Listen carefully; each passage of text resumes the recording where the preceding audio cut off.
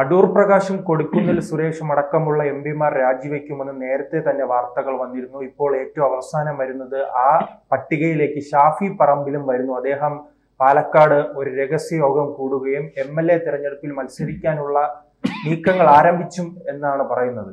ഇത് കോൺഗ്രസിനെ വലിയ പ്രതിസന്ധിയിലാക്കില്ലേ? കോൺഗ്രസ് ഈ കക്ഷത്തിരിക്കുന്നത് പോവുകയും ചെയ്യും, ഉത്തരത്തിൽ ഇരിക്കുന്നത് എടുക്കാനും പറ്റിയില്ല എന്നുള്ള അവസ്ഥയിലേക്ക് എത്താൻ പോവുകയാണ് അങ്ങനെ ചെയ്താൽ.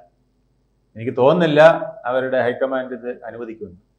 കാരണം ഷാഫി പറമ്പിൽ വടകരയിൽ നിന്ന് രാജിവെച്ചിട്ട് അല്ലെങ്കിൽ ഇവിടുത്തെ ഇലക്ഷന് മത്സരിക്കുമ്പോൾ ഇവിടെ ജയിക്കുകയാണെങ്കിൽ ആ സീറ്റ് വടകര രാജിവെക്കേണ്ടി വരും. അപ്പം തീർച്ചയായിട്ടും വടകര സീറ്റ് പിന്നെ CPM-ൻ്റെ കയ്യിലാകുന്നതിന് സംശയമില്ല. അവർ കഴിയുന്നതും ടീച്ചറെ തന്നെ അവിടെ ശൈലജ ടീച്ചറെ തന്നെ സ്ഥാനാർത്ഥിയാക്കിയാൽ തീർച്ചയായിട്ടും അവിടെ ജയിക്കാനുള്ള ചാൻസ്. അല്ല, ഷാഫി പറമ്പിൽ തന്നെ തിരികെ വരികയാണെങ്കിൽ BJPക്ക് അത് വലിയ രീതിയിൽ ഗുണം ചെയ്യും. തീർച്ചയായിട്ടും അതും BJPക്ക് ഗുണമാകും. അത് മാത്രമല്ല, കോൺഗ്രസ് അറിയാമല്ലോ, അവിടെ രണ്ടാം സ്ഥാനത്ത് നിൽക്കുന്ന BJP ആണ്. 2021 തെരഞ്ഞെടുപ്പിൽ ഷാഫിയും BJPയും തമ്മിലുള്ള വ്യത്യാസം 3000-4000 ആയിരുന്നു. അവിടെ ഒരു പൊതു തെരഞ്ഞെടുപ്പ് വരുമ്പോൾ ഉപതെരഞ്ഞെടുപ്പ് പോലല്ല, വളരെ സ്ട്രിക്റ്റ് ആയിട്ടുള്ള പാർട്ടി അസസ്മെന്റും പ്രവർത്തനവും എല്ലാം BJP കാഴ്ചവെക്കും. ആ സമയത്ത് ഒരുപക്ഷെ ഇപ്പോൾ കിട്ടിയ ഭൂരിപക്ഷമൊന്നും കിട്ടണമെന്നില്ല, ചിലപ്പോൾ പരാജയപ്പെടാനും സാധ്യതയുണ്ട്. അല്ല, അത് ജനങ്ങളെ മണ്ടന്മാരാക്കുന്ന ഒരു തീരുമാനമല്ലേ? രാഹുൽ മാങ്കൂട്ടത്തിനെ ഉപതെരഞ്ഞെടുപ്പിൽ വിജയിപ്പിച്ച ജനം നോക്കുമ്പോൾ അടുത്ത തെരഞ്ഞെടുപ്പിൽ ഇതാ വീണ്ടും ഷാഫി വരുന്നു. അതെ, അത് ഉപതെരഞ്ഞെടുപ്പിൽ അങ്ങനെ നിന്നേ ഉള്ളൂ. ഇനി ചിലപ്പോൾ ആറന്മുളയായിരിക്കും രാഹുൽ മാങ്കൂട്ടത്തിന് കൊടുക്കാൻ പോകണം. അപ്പോൾ ആ സീറ്റിലേക്ക് ഞാൻ മത്സരിച്ചോളാം എന്ന് പറഞ്ഞ് അവർ തമ്മിൽ ഒരു അഡ്ജസ്റ്റ്മെന്റ് എത്തിക്കാണും. ഇതെല്ലാം എന്തിനാണ്? MP സ്ഥാനം, MP ആണ് ഏറ്റവും വലിയ സ്ഥാനം അല്ലേ? ഒരു രാഷ്ട്രീയ പ്രവർത്തകന് ഇന്ത്യയോട് സേവനം നടത്തണമെങ്കിലോ അല്ലെങ്കിൽ തൻ്റെ മണ്ഡലത്തിൽ ഉള്ള കൂടുതൽ ജനങ്ങളോട് സേവനം നടത്തണമെങ്കിലോ ഏറ്റവും പറ്റിയ സ്ഥാനം MP ആണ്. അത് കളഞ്ഞിട്ട് MLA ആവണം എന്ന് പറയുന്നത്, ഇനി MLA എന്ന് പഞ്ചായത്ത് പ്രസിഡന്റ് ആവണം, പഞ്ചായത്ത് മെമ്പർ ആവണം എന്നൊക്കെ പറയുന്നതിൻ്റെ ഉദ്ദേശം എന്തൊക്കെയോ പുതിയ സ്ഥാനങ്ങൾ കിട്ടാനാണ്. അപ്പം കേരളത്തിൽ ഒരു മന്ത്രിയാവുക, ഇത് തുടക്കം ചർച്ച ആരംഭിച്ച അടൂർ പ്രകാശിൽ നിന്നാണ്. അത് അങ്ങനെ നീണ്ടുപോകും. അടൂർ പ്രകാശിനും ഇത് തന്നെയാണ് സംഭവം. അടൂർ പ്രകാശ് ആറ്റിങ്ങൽ മണ്ഡലത്തിൽ നിന്ന് മാറിയാൽ ചിലപ്പം അവിടെയും CPM ആണ് കൊണ്ടുപോകാൻ ചാൻസ്. ഇപ്പൊ തന്നെ 1000 അറ്റപ്പറ്റയാണ് രക്ഷപ്പെട്ടത് അല്ലേ? 1000 വോട്ടിന് കഷ്ടിച്ച് രക്ഷപ്പെട്ട സാഹചര്യമാണ്. അവിടെയും പാർലമെന്റിലേക്ക് പിന്നെ വേറെ ആള് പോകും. അപ്പൊ ഇതെല്ലാം വേറെ ആള് പോകുമെന്ന് മാത്രമല്ല, കോൺഗ്രസ് മൂന്നാമതാവും.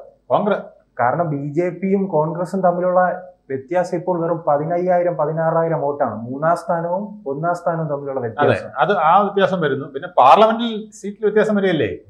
പാർലമെന്റിൽ 99 നിന്നത് എങ്ങനെയെങ്കിലും ഇപ്പൊ 100 വെച്ചിരിക്കുകയാണ്. അത് ഇവർ 5-6 പേര്, കൊടിക്കുന്നിൽ സുരേഷ്, അടൂർ പ്രകാശ്, പിന്നെ രാജ്മോഹൻ ഉണ്ണിത്താൻ, ഇങ്ങനെ കുറെ പേരെല്ലാം കൂടി ഇങ്ങനെ പോന്നു കഴിഞ്ഞാൽ സുധാകരൻ, ഹൈബി ഈഡനും മോഹൻ ഉണ്ടെന്ന് പറയുന്നു, അദ്ദേഹം വെളിയിൽ പറഞ്ഞിട്ടില്ല. ഇങ്ങനെ ഓരോരുത്തരും ഇങ്ങനെ പോന്നു കഴിഞ്ഞാൽ അവിടെ 94 സീറ്റ് മറ്റായിട്ട് കുറഞ്ഞാൽ എന്ത് ചെയ്യും? അപ്പൊ അത് കേന്ദ്ര പാർട്ടി സമ്മതിക്കുമെന്ന് എനിക്ക് സംശയമാണ്, അങ്ങനെ ഒരു മുദ്രാവാക്യത്തിലേക്ക് വരാൻ. ഇപ്പൊ K. സുധാകരന്റെയൊക്കെ ലക്ഷ്യം അടൂർ പ്രകാശ് എപ്പോഴും പറയുന്ന ഹൈക്കമാൻഡ് അതിന് അനുകൂലമായി പ്രതികരിക്കുമെന്നാണ് പറയുന്നത്. അപ്പോൾ അടൂർ പ്രകാശിന് മാത്രമായിരിക്കുമോ ആ ആനുകൂല്യം നൽകുക? അടൂർ പ്രകാശിന് ആനുകൂല്യം കൊടുത്താൽ ബാക്കിയുള്ളവർ ഈ ആനുകൂല്യം ചോദിക്കൂലേ? പിന്നെ അത് സംഘർഷത്തിനിടയാവൂലേ? അങ്ങനെയാണെങ്കിൽ ഷാഫി പറമ്പിന് അതിനേക്കാൾ യോഗ്യത ഉണ്ടെന്ന് പറയും. കാരണം പിന്നോക്കക്കാരിൽ അല്ലെങ്കിൽ പിന്നെ മുസ്ലിം ഒരു കാൻഡിഡേറ്റ് എന്നുള്ള നിലയ്ക്ക് മൈനോറിറ്റി വിഭാഗത്തിന്റെ ഒരു വക്താവായ എനിക്ക് കേരളത്തിൽ ഒരു സ്ഥാനം ലഭിക്കില്ലേ എന്നുള്ള ചോദ്യമായിട്ടായിരിക്കും പിന്നെ വരിക. ഇതൊക്കെ കോൺഗ്രസിന് ഗുണത്തെക്കാളേറെ ദോഷമായിരിക്കും. കോൺഗ്രസിന്റെ മുഴുവൻ പ്രതീക്ഷ 2026 നിയമസഭാ തെരഞ്ഞെടുപ്പിൽ തങ്ങൾ അധികാരത്തിൽ വരുമെന്ന ഒരു ധാരണയാണ്. അങ്ങനെ വരാനുള്ള സാധ്യതയുണ്ടോ? വരാനുള്ള സാധ്യത ഈ ഉപതെരഞ്ഞെടുപ്പുകൾ വെച്ചിട്ടാണ് ഇപ്പോഴും സാധ്യത പറയുന്നത്. പക്ഷേ കേരളത്തിന്റെ റിയാലിറ്റി അങ്ങനെയല്ല പോകുന്നത്. കേരളത്തിൽ BJP 10-35 സീറ്റുകളിൽ ത്രികോണ മത്സരം നടത്തുകയും അവര് 10-12 സീറ്റ് പിടിക്കുകയാണെങ്കിൽ ഈ വ്യാമോഹങ്ങളൊക്കെ ചിലപ്പം മാറി മറിഞ്ഞിരിക്കും. പിന്നെ മാർക്സിസ്റ്റ് പാർട്ടിയിൽ ഇപ്പോൾ BJP ഒരു മുന്നേറ്റം ഉണ്ടാക്കുകയാണെങ്കിൽ അത് ഭരണവിരുദ്ധ വികാരത്തിലൂടെ ലഭിക്കുന്ന വോട്ടുകളായിരിക്കുമല്ലോ. തീർച്ചയായിട്ടും. അപ്പോൾ ആ രണ്ടായി ചിഹ്നിച്ചിതറുമ്പോൾ അത് ബാക്കിയുള്ള സ്ഥലത്തും അങ്ങനെ വരും എന്നുള്ളതാണ്. ഇപ്പം 35 സീറ്റിൽ ശക്തമായിട്ട് വരും, മറ്റു സീറ്റുകളിൽ കുറച്ചുകൂടെ വരുമ്പോൾ CPM-ന് വളരെ ഗുണമാവും. അതുകൊണ്ടാണ് അവർ 3-ാം ഊഴം അരക്കിട്ട് ഉറപ്പിച്ചിരിക്കുന്നത്. പക്ഷേ ഭരണവിരുദ്ധ വികാരം ഉള്ളതുകൊണ്ടാണ് ഇപ്പോൾ പലരും പറയുന്നത് കോൺഗ്രസിനും ഒരു ചാൻസ് ഉണ്ട് എന്നുള്ളത്. ആ ചാൻസ് ഇത്തരം 4 പ്രവൃത്തിയിലൂടെ അത് ഇല്ലാതാവും. എനിക്ക് തോന്നുന്നില്ല അത് സംഭവിക്കുമെന്ന്. കാരണം ഹൈക്കമാൻഡ് ഇതിന് സമ്മതിക്കാൻ സാധ്യതയില്ല. കാരണം ഒരാൾക്ക് ഒരു കീഴ്വഴക്കം വെച്ചാൽ എല്ലാവർക്കും ഈ കീഴ്വഴക്കം വേണമെന്ന് പറയും. ശശി തരൂര് അങ്ങനെയല്ലേ വന്നത്. ഞാൻ ഇവിടുത്തെ മുഖ്യമന്ത്രി സ്ഥാനാർത്ഥി ആയിക്കൊള്ളാന്ന് പറഞ്ഞല്ലേ തുടക്കമിട്ടത്.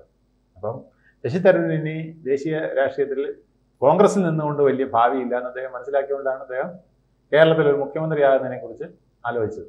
അപ്പോൾ അത് നടക്കില്ല. പക്ഷേ മറ്റു പലർക്കും ഇത്തരം ആനുകൂല്യം കൊടുക്കുമെങ്കിൽ അതെല്ലാം ചോദ്യചിഹ്നമായിട്ട് വീണ്ടും വരും. ജനങ്ങളുടെ മുമ്പിൽ ആക്ഷേപ കഥാപാത്രമാകും, പാർട്ടിയിലെ അണികളിൽ ആക്ഷേപ കഥാപാത്രമാകും, പലർക്കും ആവശ്യമില്ലാത്ത ഡിമാൻഡുകളുമായിട്ട് വരാൻ ഇടയാകും. അതിനേക്കാൾ ഉപരി ഇപ്പം ഈ 4-5 എം പിമാരിങ്ങോട്ട് വന്നാലേ ഈ എം പിമാരൊക്കെ വന്ന് അവർ പിടിക്കാൻ പോകുന്ന സീറ്റുകൾ ഇപ്പോൾ കണ്ടുവച്ചിരിക്കുന്ന കുറേ MLA-മാരുണ്ട്, MLA സ്ഥാനാർത്ഥിയാവാനുള്ളവരുണ്ട്. അവര് ഇവിടെ കിടന്ന് എന്ത് വെപ്രാളാണ് കാണിക്കുകയെന്നറിയാമോ? അപ്പൊ അവരിനി എങ്ങോട്ടാ ചാടുക? BJP-യിലേക്ക് ചാടുവോ, CPM-യിലേക്ക് ചാടുവോ? അതൊന്നും പറയാൻ പറ്റില്ല. ഇങ്ങനെയാണ് കോൺഗ്രസിന്റെ പല ബേസുകളും അവർ ഇല്ലാതാക്കുന്നത്. കോൺഗ്രസിലെ പല നേതാക്കളും BJP പോയി മുഖ്യമന്ത്രിയൊക്കെ ആയത് ഇങ്ങനെയാണ്. ആവശ്യമില്ലാത്ത പ്രവർത്തികൾ, ആവശ്യമില്ലാത്ത ഡിമാൻഡുകൾ. പരാജയപ്പെട്ടിട്ട് അവസാനം ഈ വോട്ടിംഗ് യന്ത്രത്തെയും വോട്ടർ പട്ടികയും കുറ്റം പറഞ്ഞാൽ മതിയല്ലോ. അല്ല, അത് ഇനിയും തുടരും, അത് സംശയമൊന്നുമില്ല. അല്ല, ഇത്തരം പ്രവർത്തനങ്ങളാണ് തോൽവിക്ക് കാരണം. അതെ അതെ അതെ. അത് ഉത്തരം മുട്ടിയാൽ കൊഞ്ഞനം കുത്തും എന്ന് പറഞ്ഞ പോലെ അത് കോൺഗ്രസ് തുടർന്നുകൊണ്ടേയിരിക്കും. ഇലക്ഷനിൽ അവർ തോറ്റു കഴിഞ്ഞാൽ അവരിത് പറഞ്ഞുകൊണ്ടിരിക്കുക. അതിപ്പോൾ ജനങ്ങൾക്കൊരു ശീലമായിട്ടുണ്ട്. ഈ പുലി വരുന്നതെന്ന് എന്നും പറഞ്ഞാൽ ആൾക്കാർക്ക് പിന്നെ അത് സീരിയസ് ആയിട്ട് എടുക്കില്ല. ഇപ്പം ഈ ഒരു തവണ കുറേ തെളിവുകൾ കൊണ്ടുവന്നുള്ളതാണ് ഇത് ഒരു ഹൈലൈറ്റ് തന്നെ വന്നത്. അതുപോലും ഇവിടെയും ബീഹാറിലും ഒക്കെ ഉള്ളൂ. ഇപ്പോൾ ഇത്രയും ബഹളം നടക്കുന്നുണ്ട്, ബീഹാറിലും ഒക്കെ ഉള്ളൂ ഇത് ഒരു ചർച്ചാ വിഷയമാകുന്നു. ബാക്കി ഒരു സംസ്ഥാനത്തു നിന്നും ചർച്ചാ വിഷയമാകുന്ന പോലും ഇല്ല. അത് കോൺഗ്രസ് മനസ്സിലാക്കുന്നില്ല. ഇതൊക്കെ ഓൾ ഇന്ത്യ ബേസിൽ അവരുടെ റൂട്ട് നഷ്ടപ്പെട്ടു. അവരിന്ന് ഇന്ത്യ മുന്നണി എന്ന് പറഞ്ഞ ഒരു മുന്നണിയുടെ സഹായത്തിലാണ് പ്രതിപക്ഷ നേതാവ് സ്ഥാനം പോലും ഒപ്പിച്ചിരിക്കുന്നത്, അല്ലേ? BJP എതിർത്ത് നിൽക്കാൻ UP-യിൽ അവർക്ക് കഴിയില്ല. അതുകൊണ്ട് മുലായം സിംഗിൻ്റെ അഖിലേഷ് യാദവിൻ്റെ കൂട്ടുപിടിച്ചുകൊണ്ട് അവിടെ ജയിച്ചത് കൊണ്ടാണ് അദ്ദേഹത്തിന് പ്രതിപക്ഷ നേതൃത്വ സ്ഥാനം പോലും കിട്ടിയത്. കഴിഞ്ഞ തവണ അദ്ദേഹത്തിന് പാർലമെന്റിൽ കയറാൻ പറ്റിയില്ല, അല്ലേ? അപ്പോൾ ഇതെല്ലാം കോൺഗ്രസ് മനസ്സിലാക്കിയാൽ നല്ലതാണ്. അവർക്ക് ഈ കൊഞ്ഞനം കുത്തൽ ഇലക്ഷൻ കമ്മീഷനെതിരെയും മറ്റ് ഭരണഘടനാ സ്ഥാപനങ്ങൾക്കെതിരെയൊക്കെ നടത്തുന്നത് അവസാനിപ്പിച്ചിട്ട് ക്രിയേറ്റീവായിട്ട് BJP-ക്ക് ബദലായി പുതിയ പ്രപ്പോസലുകൾ വെക്കാൻ കഴിയണം.